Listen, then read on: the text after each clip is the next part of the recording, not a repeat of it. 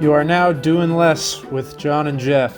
It's been a couple weeks since we've recorded one of these, but never forget that we are the kings of doing less, and that's never going to change. Yes. Those of you that thought we were exaggerating, we called your bluff. Never call us out again. Yeah. Some crazy stuff has happened though in the past couple weeks. The Fed, as always, has done a whole lot.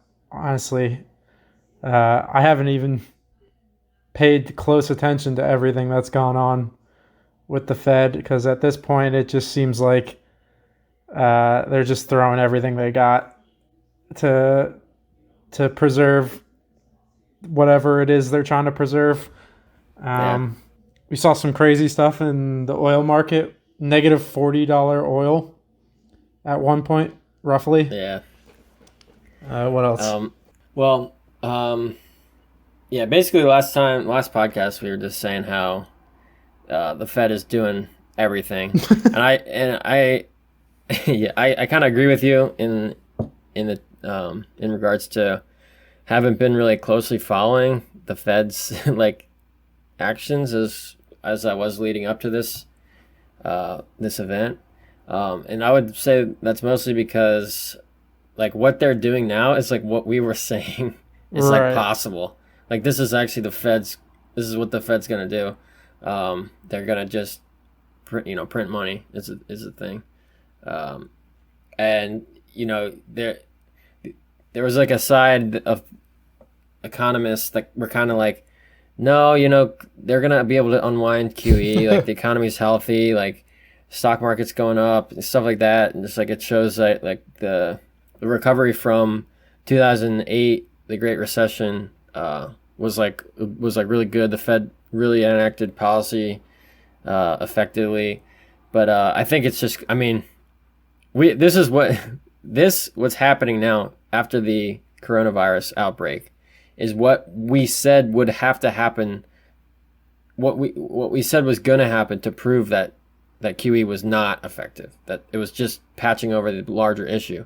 So now that they have to do it again, we were saying they're going to have to do it again, and it's not just us saying it, by the way. It was a lot of people like Peter Schiff and other people say that this is all going to be necessary at some point in the future. So the argument that's like kind of like, oh no, it doesn't need to happen. It's like I don't really see how you can argue that anymore. Yeah, and it's also like there's so much going on. They're making so many like alphabet soup programs, but it's like, to me, the big picture is they're gonna do whatever's they have to do. And when I say what they're gonna do, basically the only thing they do is print money. It's the only thing they're capable of doing. So. Right. I mean, they can't lower interest rates, and they could make them go negative, but I don't think they'll do that, just because of the optics of it. As it being the reserve currency, for whatever reason, you can print as much money as you want, it seems like. But there are a lot of people who think if they were to go negative on interest rates, that could be really bad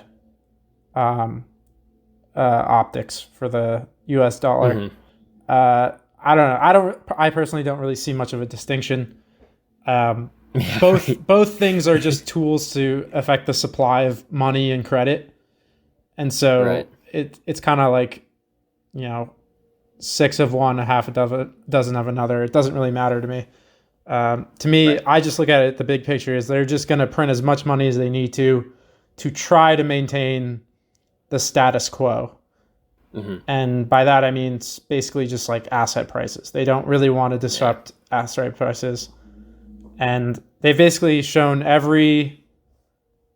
they've shown us at every turn that this is their objective, and they're not straying from that. So to me, it's kind of like, I feel like I don't need to follow it as closely because they're not deviating from the plan. It seems like it's exactly what we expected. It's just more and more. Yeah, I was seeing a bunch of commentary leading up into this past week. So we're recording this on May the 2nd.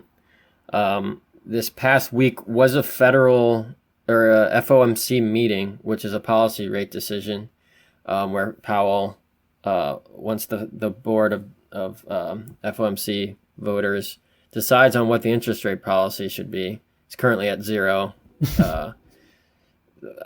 And then he has a press conference to talk about what influenced their decision, what they're seeing in the economy.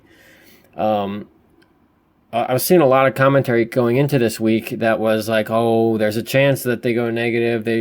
We could pull a Japan, which Japan was negative for a while. The Eurozone, the ECB was negative. So they're like, is it actually going to happen to the U.S.? Is the U.S. central bank going to go negative with interest rates? And I actually have 2 things to say about that. One of them is that's just the nominal rate. Right. The real rate is way negative. Yeah, right? It's already way negative. As long as they're, they maintain the inflation of what they're trying to get 2%. That's the significant thing. Like, people make such a big deal about the 0 lower bound, which it's like my second point is going to be kind of a commentary on the actual plumbing of the market of the interest rates that are set by the Fed. So like the repo market, the interbank lending market. It doesn't, like, at 0% interest, you don't lend, like, you have no incentive to lend in that market as a bank. So lending basically goes to 0 by the time you're at 0. If you go negative, you're already at 0. So banks are going to do negative lending. Right. So it's almost like it doesn't matter. Like, once it's at 0, it's like the Fed is saying, don't lend. You have no incentive to lend in this interbank market. You have to go into the economy and lend if you're a bank. Right. You have to take all your reserves and invest in a company or invest in a mortgage or something. Right. Buy something in the economy. Don't buy it from another bank just to keep the financial plumbing working. So if that rate is 0, that's what the Fed is saying. If it goes to negative, it's like, okay, now it costs you money to go into that market. It's like, well, I already have no incentive to be in that market. So it's like, right. There's already really, no reason to be in it. And like you brought up a good point, like the nominal rate is already the nominal rate is irrelevant because the real rate is already negative. And the reason for that is because the currency is being devalued rapidly by what they're doing. And it's like, one thing the Fed cannot change is the time value of money, or just the time value of anything, essentially. And what that is people have a preference to have things now rather than later. Because if you have it now, there's no risk that you won't have it later. And so it's just, there's nothing the Fed can do to change that. So like, they can try to force people to act like, that's not the case, but it won't work. It can't work because just people don't behave that way. Right. Yeah, like there's like the philosophical economic argument of like time value money that people kind of pervert when in this conversation. They say like, oh, negative interest rates are a thing. Usually when people talk about negative interest rates,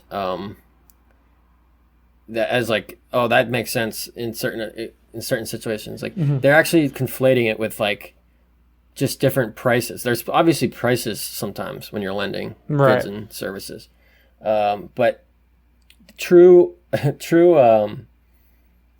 preference, human preference is, all things being equal, I would rather have it today than tomorrow, and I'm willing to accept less today for the same amount tomorrow, which is just like a fact of human nature. It's like not, once you start to deviate that from that, you've kind of changed the rules, right? In my opinion. And like the important thing to know is you said all else being equal, because essentially interest rates are just a price, and prices in general aren't negative. But we did see a negative price recently.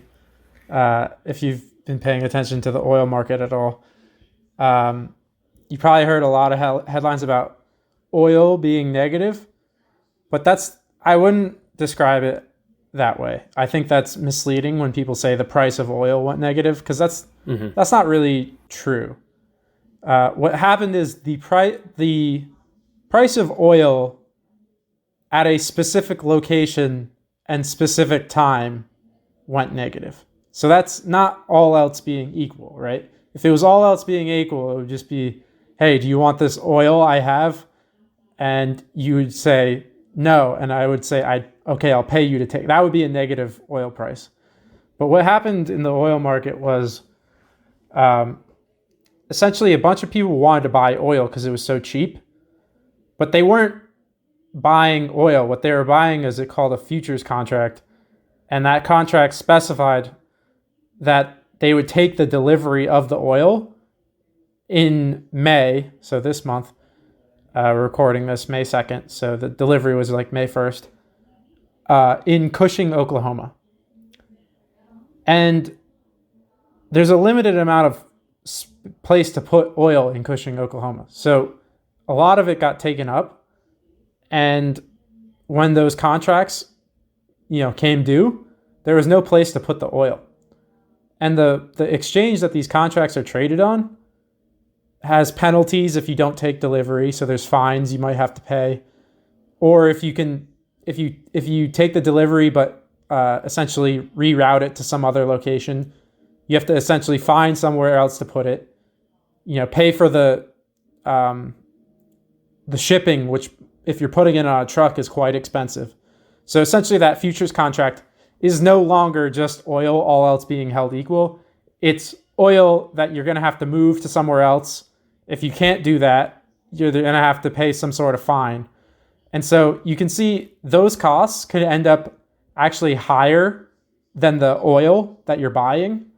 So all wrapped up in a bundle, yes, the oil still has positive value, but all those other costs make that price of that whole contract negative. So I think that's really how you should think about it. Yeah, so when people want to start talking about like philosophically, the philosophical difference between a negative oil price and a positive oil price, what you're saying, Jeff, is pretty clear. It's not like the market for oil. It's not there like there's a liquid market for oil where oil itself has this much value, then it's diminishing to the point where it's actually slipping below zero. Now it's negative, right? And just like it was a really liquid market, and just where there was way more sellers than buyers, and so, like in that case, like if that were to happen, that would be an unnatural phenomenon, in my opinion. But what you're describing is that did not happen, and so in another way, I'll put it like in that liquid market, if the market for oil is very liquid, a lot of buyers and sellers, so the price of oil, the true price. The true market price of oil is actually accurately reflected by, just like from buying and selling forces. Once that price goes down and down and down, right, there's more sellers than buyers to the point where it goes to zero. The people that are selling oil at that point, where in order to clear your oil, you have to part with it for $0. At that point, you're indifferent to your stock. Like you don't really care. Once it hits zero, you have this oil, no one wants it, you want to get rid of it, and it's going for zero. And if you really want to get rid of it, you can just leave it there. You can just walk away, right? Or dump it in your backyard, or dump it in the ocean or something. If that's the case, if it was like just like this theoretical market for oil, at that point, at the zero price, sellers would just start dumping oil. Right. The thing about oil is that you can't dump it. It's protected. It's a controlled substance. Yeah, it's illegal to dump it. If it was legal to dump oil, that's exactly actually what would have happened. The price would have never gone below zero, because basically what they would have said is, oh, my oil, there's nowhere to put it. Okay, just dump it on the ground. But you can't do that. But if you could, that's what people would have done, for sure. Right. So when you're talking about the price of oil, okay, so that's actually the bottom limiting case. If it was uncontrolled substance. The fact that it's controlled means that you can't do that, and you're facing fines. So these people that are now indifferent to storing oil are now incentivized by the governing agency that, oh, you actually have to face these fines if you're not able to sell your oil. So the fines are actually, you could think of that as like a positive price. Like there's a positive dollar value that the government is garnering from improperly handling oil. So the government's placing a positive price, if you will, in that chain of prices, like you were saying, the bundle of prices. Right. And then it's just like when that summation of prices to the actual seller, it actually does go negative because they have to cover the price of the fines that they would face. So they are incentivized to actually part with money and oil, and that's reflected in the market as a negative price. But the oil isn't any less. I don't know if it's like it's obviously less valuable because no one wants it. But in terms of like its inherent properties, well, I guess no one's arguing that. But yeah, that's just the point. It's like it's not like there's ever really a good that could be so unwanted that it goes negative. There's other things that kind of play into it. Right. Unless like, I guess people found out it was like cancerous or something. And like you have to pay people to like come take it and like. Yeah, but even then, that's like, I would say cancer is the positive, that's a I would say price, like asbestos basically has a negative price, right? Because if you have it in your house, you're not indifferent to it. You essentially have to pay someone to come take it from you. So it's like, you could almost argue asbestos has a negative price. So it's like, I think it is theoretically possible, but it's only for like things that are unwanted. And in my opinion, oil is not unwanted, except in this one specific case, it happened to be so. But in general, it is not the case. Yeah, but I think, but when you're talking about asbestos, there's like externalities. Like if you're accounting for externalities in the price, that's more than what just the price is. That's like a summation of, or a bundle of things. Like a true negative price would have to be, I'm building something or offering a good or service, and I'm going to market and saying, take this from me with my money. Yeah, I agree. If you like, no one would produce anything that they're going to then pay people to take from them. That wouldn't make any sense. But I think if you already have something that's unwanted, then I think that in theory can have a negative price attached to it. It's like that. It's attributed. It's the same thing with oil. It was assigned a negative value in the market, but it's not actually. Yeah, I don't know. I'm not sure what I'm trying to argue. It's just like it's negative prices are like, I think it's like people get kind of distracted by it. It's, oh my gosh, I could never even imagine a negative oil price until I've seen it. I think yeah, a lot of people took this the wrong way because they didn't really read about it very carefully. I see like a lot of people thought this was just because like this was like a sign that oil is like, there's something wrong with oil. Yeah. It's like, no, that's not what's happened here. There's something wrong with the economy, but there's not something wrong with oil. Yeah, but oil is still very much. Yeah, oil is still necessary. Very valuable. It's very abundant right now. But basically, like, it's just that basically the issue is it takes a while and it's very expensive to build storage. So people they're not anticipating this lull in demand for oil to last. So there's not really enough incentive to build more storage. So there's really like a storage shortage right now. And that's what's making the price of oil so low, is because it's so expensive to store right now. Just because there's not enough of an incentive to build the storage.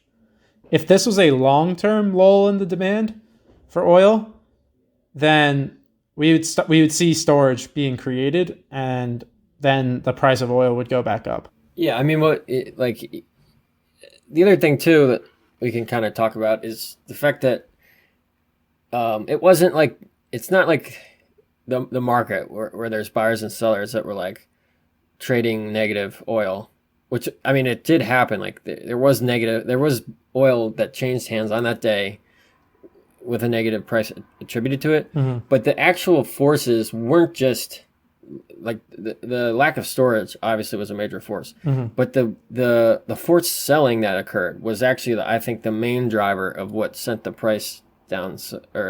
Well, it's the expiration date too. It's the fact that it has to be delivered on this day.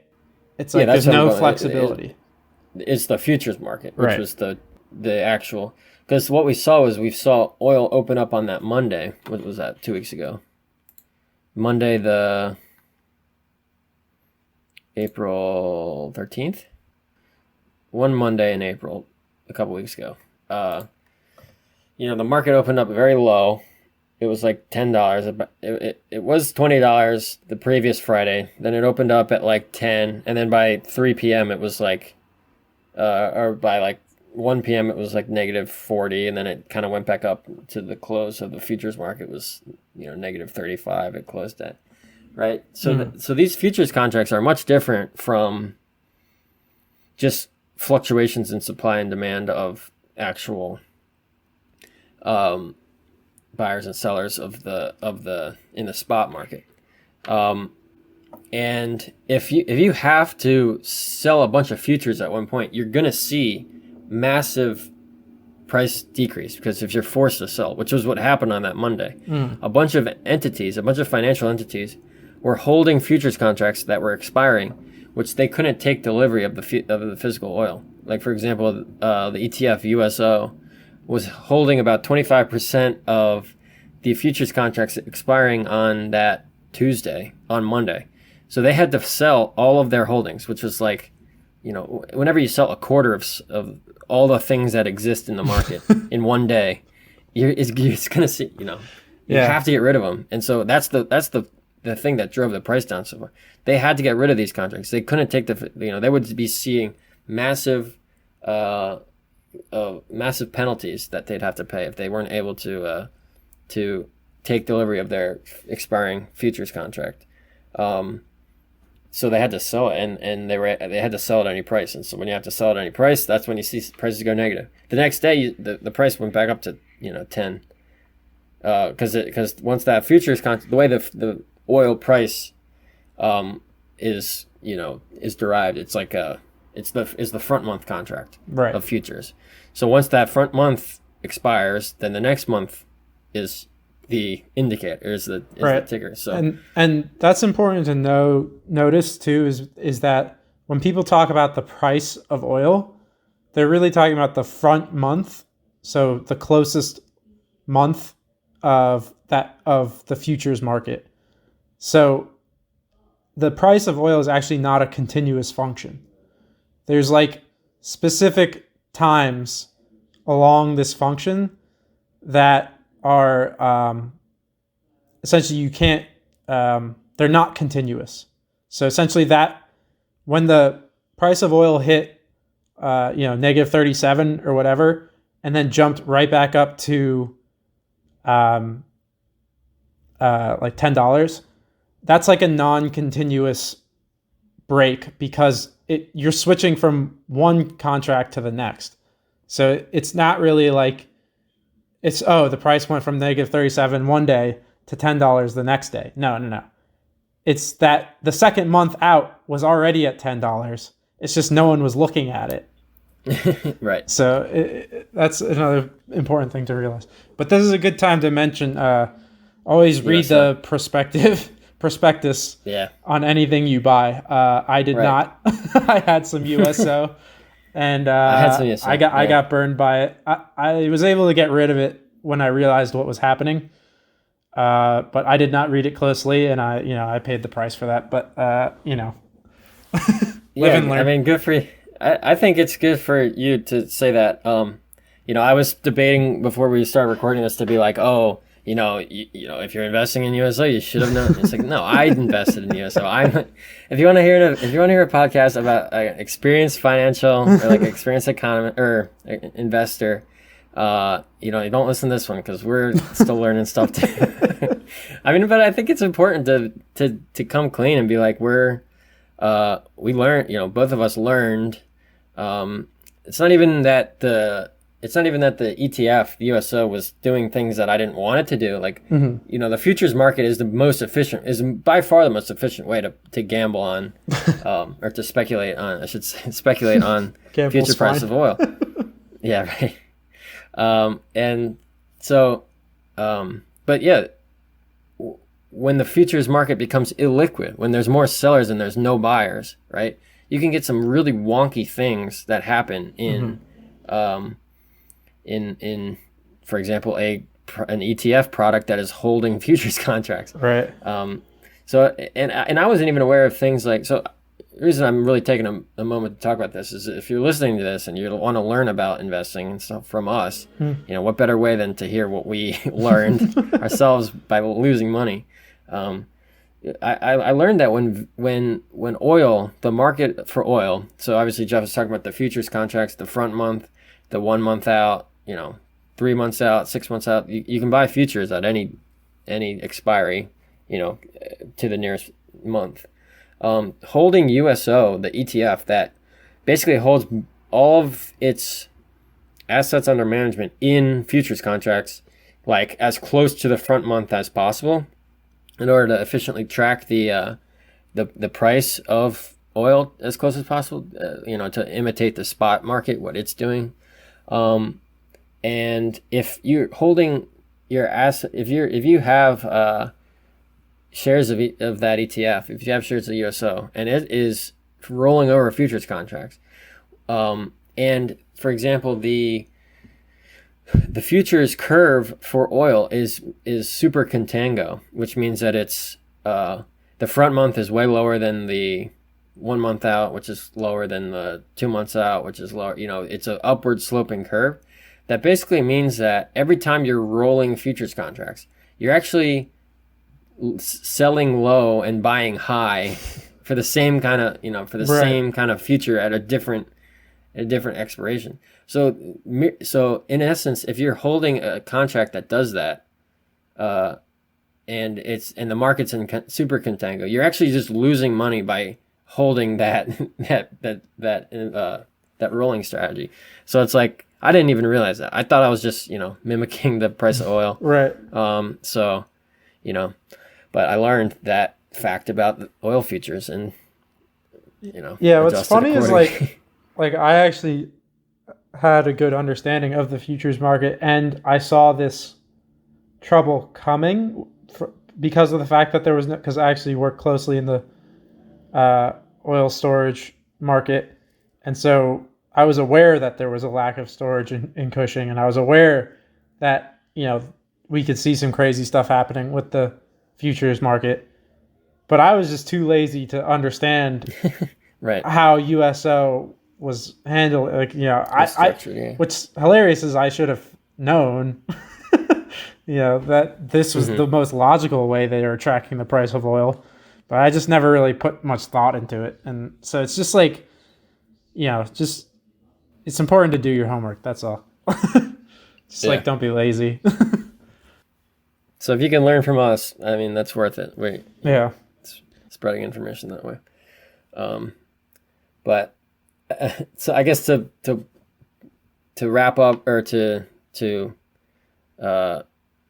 bring back the first topic in as it relates to our second topic, we talked about the Fed, what they're doing, and then we're talking about oil, what it was doing.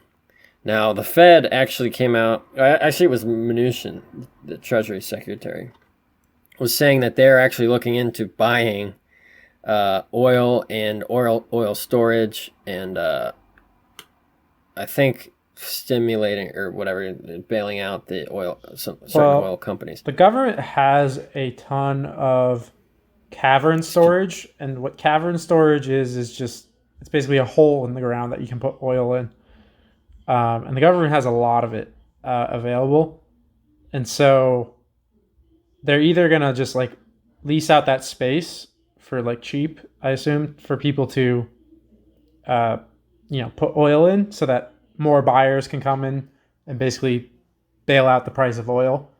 Because if there's cheap storage, then there'll be more buyers in the market and the price of oil will go back up. So if they basically give out this cavern storage, they don't necessarily have to buy oil themselves. The price will naturally go up. But they have looked into actually even buying oil too. Right. Which is honestly not the worst thing they could do. I'm pretty critical of the government, but like right now our government's biggest asset is student debt. So if they if an asset that they're sitting on is oil, I actually don't hate that. Yeah. Yeah, I mean, everything I've learned about the Fed and my research and these past couple of months, they really they stress like events that occur that kind of threaten the overall economic functioning of society. They want to step in and prevent those things. I mean, I don't think you can prevent some of those things. Obviously, what we're seeing is a massive supply and demand shock to our economy. So it's like for an entity to come in and say, this is no one's fault, therefore no one should have to suffer. It's kind of misguided in my opinion. But that is what they do. That's just what their kind of that's what their mantra is, kind of like, if it's not your fault, we'll try our best to make sure you don't aren't negatively affected from it. Which, well, to me, we it's like not a question of should. It's like a question of can. Like can they? It's like, oh, this isn't your fault. Well, you shouldn't have to suffer. Well, me saying you shouldn't have to suffer counts for nothing. It literally, anyone can just say that. It counts for literally nothing. What matters is do I have the capacity to help you? Like, I personally think I have the capacity to help a couple other people other than myself. That's probably as productive as I am is to help a few other people other than myself. So I obviously, me personally, cannot bail out 1,000 people. I am not that productive. I can't do that. So my point is, there are limits to which an individual can help other people. And therefore, there are limits to how much a collection of individuals or our society can help, other individuals in that society. So when they're talking about no one should have to suffer, you're basically saying no amount of discomfort is allowed and will help anyone that ever needs help. It's like, that's not possible, in my opinion. Yeah, so that's a great point. And when it comes to this situation, you're exactly right. If they have cavern storage to lease out or whatever they're going to do with it, that could be helpful. We have more oil than we have storage. So if we don't want to cut down our oil production, which may be very, very costly, there may be many financial entities or oil companies, say, many entities out there have an incentive to not decrease oil production, because it's like sometimes it's way more expensive to start back up than it is to shut down. So to maintain above like a certain number of barrels of oil production, they may be incentivized to I'll pay this other vendor that has like this massive amount of extra. Yeah, you can actually help in that situation. The government can do that. Right. But when it comes to something like USO, for example, an ETF, which is blown up, and it's really no one's fault. Like I said, I did say this. The USO was not operating, like wrongly, I guess you could say. It was doing something that worked. I mean, I would say there's blame. There's blame in the sense that there are too many buyers of USO without understanding that there's not enough storage to fulfill this demand. So Right. So it was a collective lack of understanding. I yeah, wouldn't say that's like that's no definitely one's part of it. fault. It- You know, well, no, I would say that's people's fault. I would definitely that's say what I'm that. saying. Like if you I would don't say that's understand, people's fault. right? So, but I'm saying that instances where it's no one's fault. Like so, for example, Like if coronavirus is no one's fault, except maybe that guy that ate the right, bat. right. If you look at the investors at USO that understood what was going on, yeah, I want to buy. Don't even talk about USO. Talk about futures contract speculators. Retail speculators in futures markets. Right? What are they doing? They're doing something that's it's actually a necessary financial, or not necessary, but it's an efficient financial.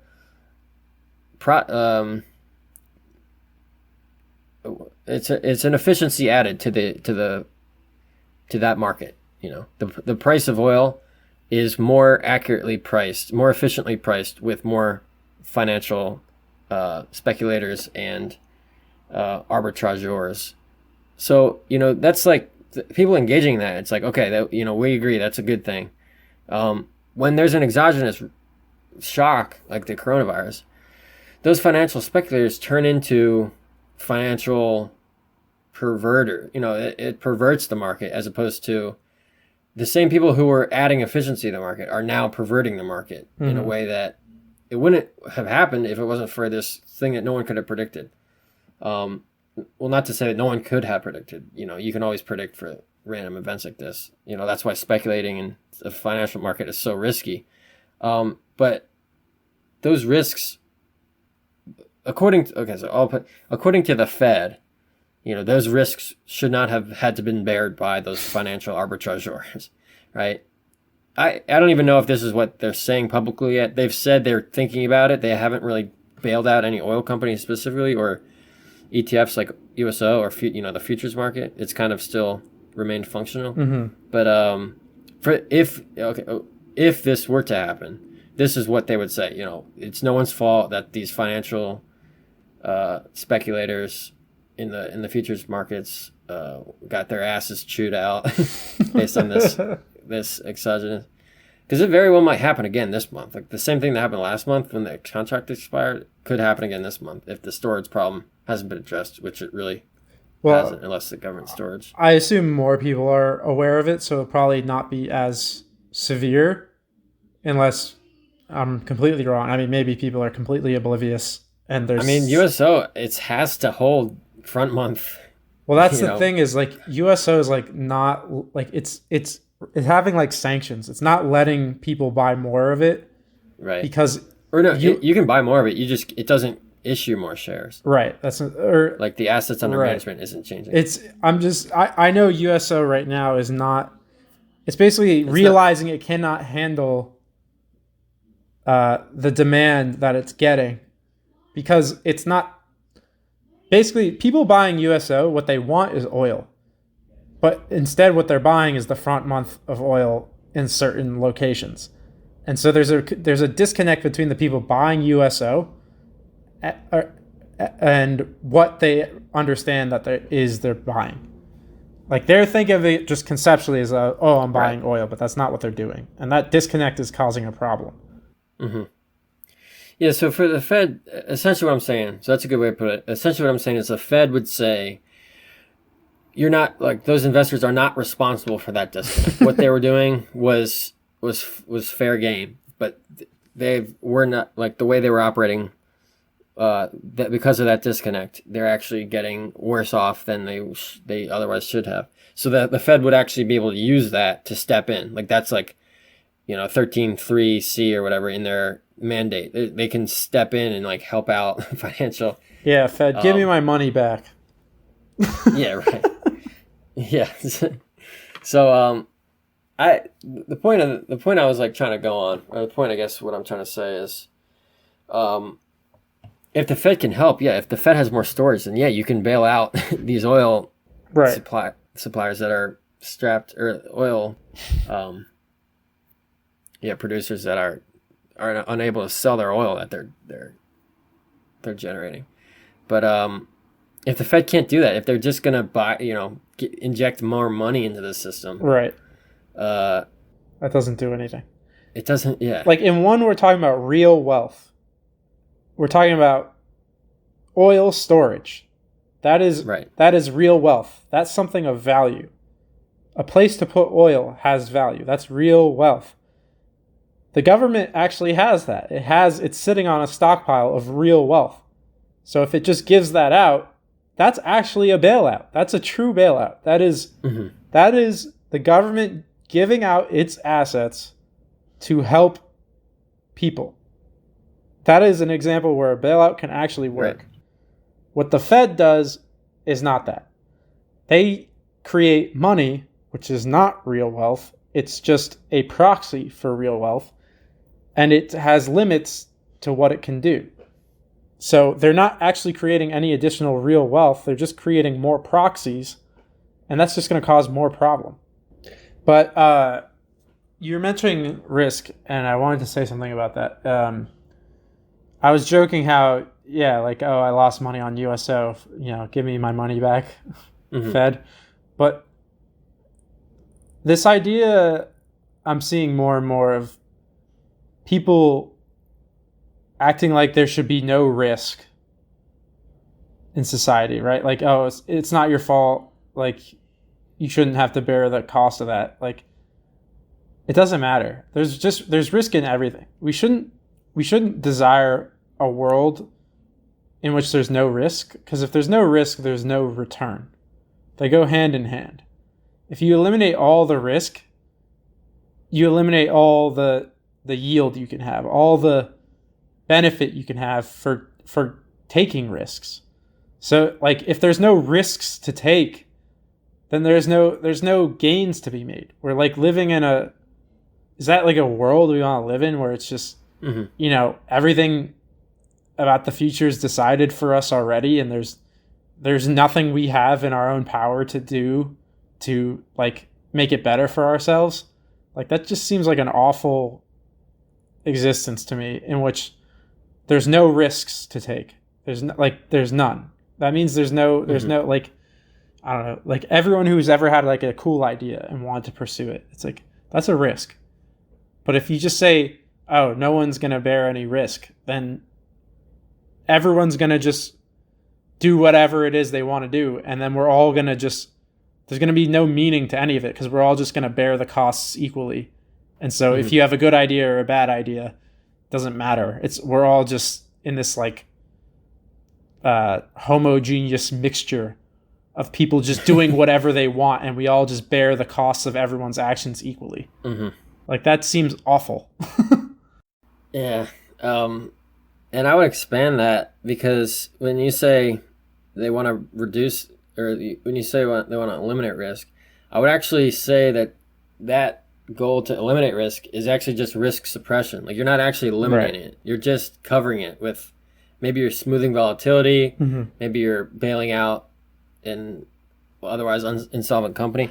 All of that is just risk suppression. You're not actually making the system less risky. Right. You're just foregoing risk today for potentially more risk or different risk in the future, which is not like better in any way. It's just different. It's just differently. It's just like if you live in a world like Jeff is saying, like this nebulous, like no risk society, everyone just like, it kind of sounds like a communist society. Like, oh no, there's no risk. Like everything's paid for. You just like do what you want, like produce what you can, and everyone else will produce for you. And it's just like, there's nothing bad that can happen. It's like, well, we all know that communism is like terribly, terribly dangerous and violent and destructive. And so there's a lot of risks. So that's like a lot of risk. Yeah. It's just like the risk is different. It's not a risk of, oh, am I going to start a business and succeed? I don't have that risk in a communist society. It's existential risk. I just have the risk that, if I'm not doing what according to my quota, the KGB is going to come and shoot me. That's a much different risk. You could say, oh, you have no risk in your day-to-day life. It's like, well, yeah, I do.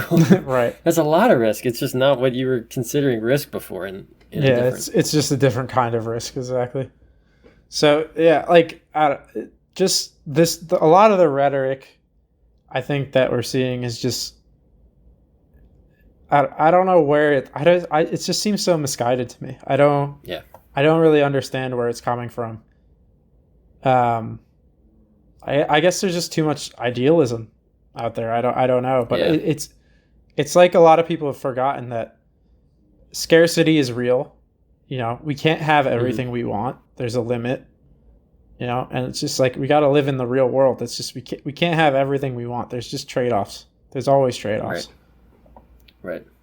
Yeah, I would just to just kind of wrap it up. I guess the last thing I'll say is just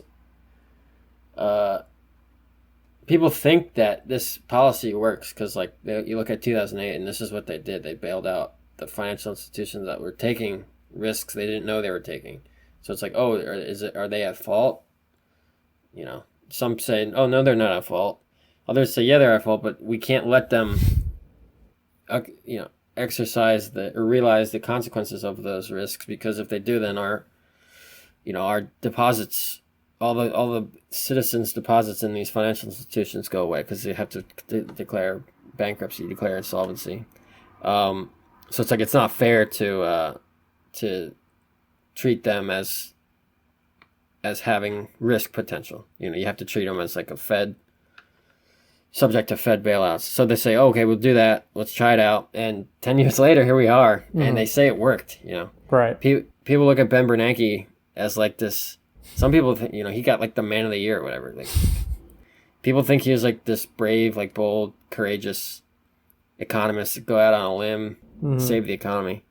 It's just like, we are at a point right now. I just read this number after the latest unemployment or initial jobless claims, which is like we're up to like 30 million, which is 10% of the country.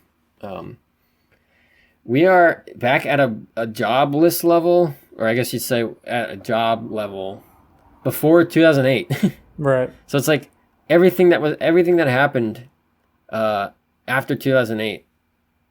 Or I'm sorry, we're at the level after 2008, after the crash. We gained a bunch of jobs in the ensuing quantitative easing period, the boom in the stock market, you know, the bull run of 10 years. After these jobless, we're back to the point before all this crazy financial policy, monetary policy. So it's like, did it work? Like, everyone was so happy to say it worked. It's like we're back to square one. We got to redo everything, we've already outdone all that monetary easing. It's been exponentially increasing. So it's like hard for me to say. Well, it's always been hard for me to say this, but I wish more people would realize that it wasn't a deletion of risk. It was a foregoing of risk, kicking the can down the road, right, that we're now realizing, and then some, with additional economic hardships. Yeah, I think maybe next time on the show we can talk more about Ray Dalio has put out. He's putting out his new book, like one chapter at a time, and I have personally found it very fascinating. And one of the things he talks about a lot is in big societies, he labels them as empires, but the labels are not important. Essentially, empires build up a lot of credit, both in their own empire and with the rest of the world that they interact with. And so, you know, anytime you have credit, you have risk, right? Just saying credit is basically like, here, I'll give you this now and you'll pay me back later even more. And it's just anytime you do that, that's risk. And so essentially when there's a lot of credit, there's a lot of risk. And so when things turn sour, like we're seeing, a lot of credit starts to dry up. But what credit does is it generally leads to more wealth, at least initially. You can essentially have too much credit, and that's what we're seeing now. But, you know, at first, more credit, more wealth, right? And so once credit starts to dry up, that's very painful. And there's a lot of incentive for people to try to like replace the credit. And I think that's what the Federal Reserve is trying to do. It's just trying to keep the credit level where it's at, but it can't. Like, eventually it's going to fall apart. And one of the things Ray Dalio has noted is we've been here before. Not America, well, I guess America in like the 1940s somewhat has been here before. But more so other major empires have been here before. And so I think that's worth its own podcast. That we can talk about it more. But I'm more and more starting to see this as kind of inevitability. Is we put ourselves in this place, and there's really only one way out, because the other way out is default. And just as Ray has kind of shown through his research, default never happens. It's basically always inflation. That's always how it ends. Mm-hmm.